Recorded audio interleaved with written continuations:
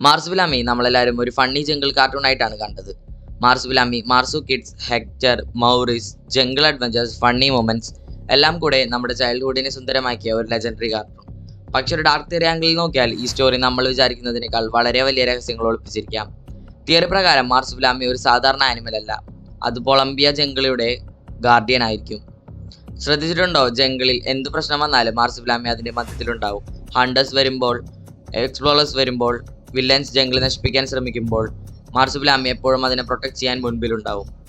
Like അത് അവന്റെ duty ആയതുപോലെ. പക്ഷെ എന്തുകൊണ്ട്? തിയറി പ്രകാരം മാർസുപിലാമിയുടെ സ്പീഷീസ് കൊളംബിയ ജംഗിളുമായി ഒരു പ്രത്യേക ബന്ധമുണ്ടായിരിക്കും.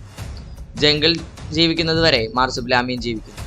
ജംഗിൾ നശിച്ചാൽ അവന്റെ സ്പീഷീസും നശിക്കും. അതുകൊണ്ടാണ് അവൻ ജംഗിളിനെ വീട് പോലെ കാണാതെ കുടുംബം പോലെ കാണുന്നത്. മറ്റൊരു സ്ട്രേഞ്ച് ഡീറ്റെയിൽ, മാർസുപിലാമി വളരെ ഇന്റലിജന്റ് ആണ്. അവൻ മനുഷ്യരുടെ പ്ലാൻസ് മനസ്സിലാക്കുന്നു, പ്രോബ്ലംസ് സോൾവ് ചെയ്യുന്നു, മറ്റ് ആനിമൽസിനെ സഹായിക്കുന്നു. പല പ്രാവശ്യം മനുഷ്യർക്ക് പോലും ചെയ്യാൻ പറ്റാത്ത കാര്യങ്ങൾ അവൻ ഒറ്റയ്ക്ക് ചെയ്യുന്നു. അപ്പോൾ എന്തായാലും നമുക്ക് നമ്മുടെ വീഡിയോയിലേക്ക് കിടക്കാം. Welcome back to Mallu mysteries.